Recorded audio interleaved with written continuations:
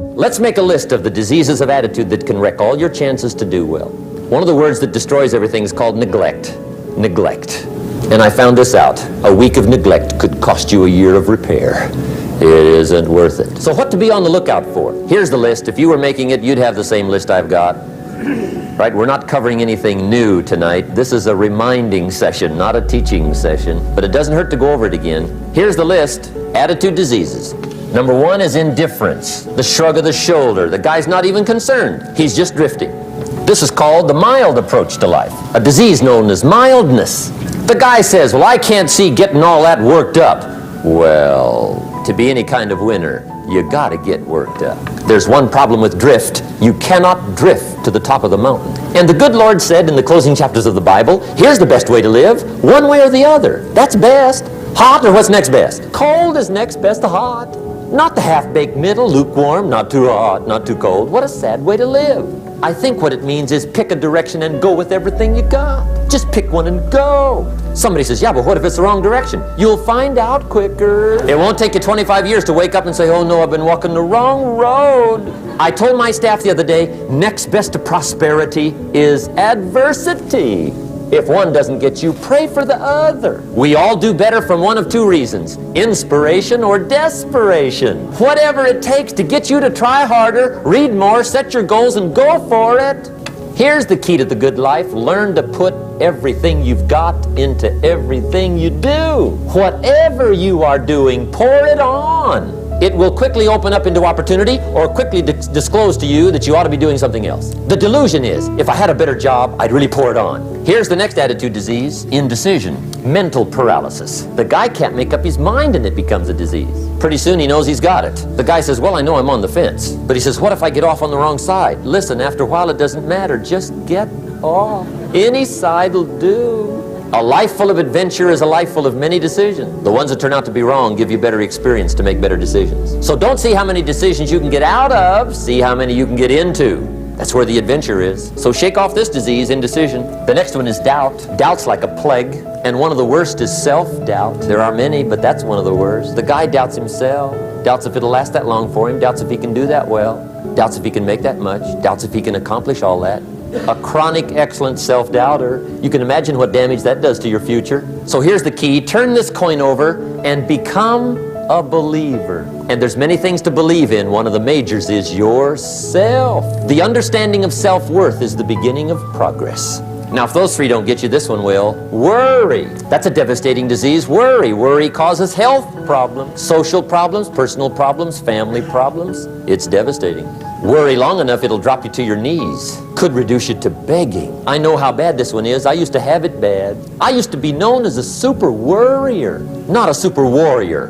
No, super worrier. My family wished I'd have been a warrior. But I tell you what, my advice to you is do what I finally did. On worry, give it up. Who needs it? I'm not saying it's easy. I'm saying it's worth it. It took me almost 1 year to kick the worry habit, and it was not an easy year. It was one of the toughest years I ever spent, but I finally got that monkey off my back. And I discovered you could live the most incredible life free of worry. Not free of challenge, not free of difficulty, free of worry. I learned how to do it, and you can. Here's the next attitude disease, overcaution. Some people never will have much. They're too cautious. Now, you can also be too reckless, but you can also be too cautious. This is called the timid approach to life.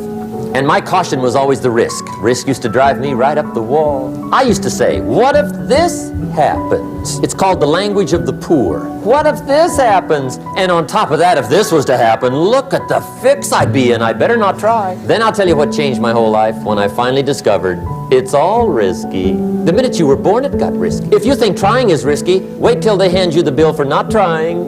If you think investing is risky, wait till you get the tab for not investing. See, it's all risky. Getting married is risky. Having children is risky. Going into business is risky. Investing your money is risky. It's all risky. The Englishman says, well, if that's the way it's going to work out, let's give it a go. Right, that's what it's for. Give it a go. The next one is pessimism.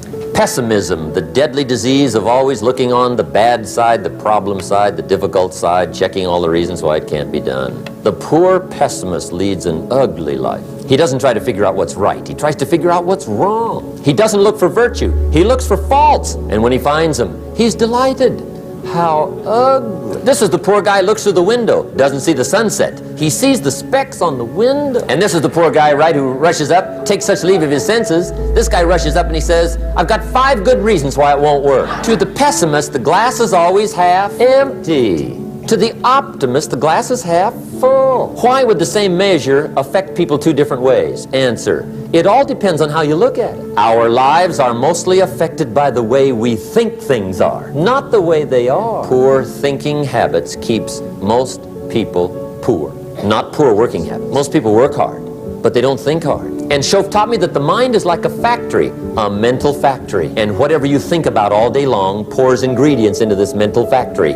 And that's what builds the economic, social, financial fabric of your life. The guy says, I want to be a great leader. Wonderful. The first thing we do is follow him to his house. When we get there, we walk in and check his library, number 1. Somebody says, well, why check his library? The reason is because what a man reads pours massive ingredients into his mental factory, and the fabric of his life is built from those ingredients. You would not believe what some people have got in their house to read. You would not believe. One of the best dressed up words I know for a lot of it is trash. Can you imagine dumping a barrel of trash into this mental factory every day and coming out with a rich, dynamic, positive life? It can't be done. What would happen if somebody dropped sugar in my coffee? They said, well, you'd be okay. I said, what if somebody dropped strychnine in my coffee? They said, well, you'd be dead. I said, correct. Lesson 1.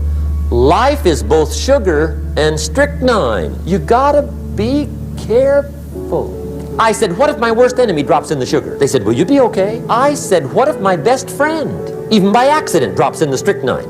They said, well, you'd be dead. I said, correct. Lesson 2, watch your coffee. Mr. Schoaf gave me one of the greatest phrases when I first met him when he said, Jim, every day stand guard at the door of your mind. How important. And you decide what goes into your mental factory. Don't let anybody just dump anything they want to in your mental factory, because you've got to live with the result. Here's the last disease, and we're through with this list. In fact, we're almost through. Hang on. The last subject is very brief. The last disease, but this one is deadly. Engage in this one, indulge in it even slightly, and you might as well forget the future, because it's going to forget you. Complaining, crying, whining, griping. A Bible word called murmuring. See, that'll ace your future. Spend 5 minutes complaining, and you have wasted 5. And you may have begun what's known as economic cancer of the bone. Surely they will soon haul you off into a financial desert, and there let you choke on the dust of your own regret. It's a deadly disease. If you don't think it's bad, ask the children of Israel of Old Testament fame. Typical of us all, their story just happened to get in the book. Children of Israel were slaves. God performed a series of dazzling miracles and got them out. And now they're heading for the promised land. Remember the story? Heading for the promised land. Tragedy of the story? They never got there. Reason? From day 1, they started to complain. They griped about the water. They griped about the weather. They whined and cried and griped about the food. They griped about the leadership. They whined and cried because it was too far, too cold, too hot, too difficult, too miserable. I mean, they whined and cried for years. Finally, God said, I've had it, trip canceled, or something like that. The story says they died in the desert, never got to the promised land, which I think means 2 things. Indulge in this long enough, you get your future canceled. And I guess it also means even God himself can only take so much. Just be on the lookout of the things that can destroy all the good you start. The war is on. And this evening, tomorrow, mentally, personally, socially, economically, you got to make sure you're winning the war. And this is part of it.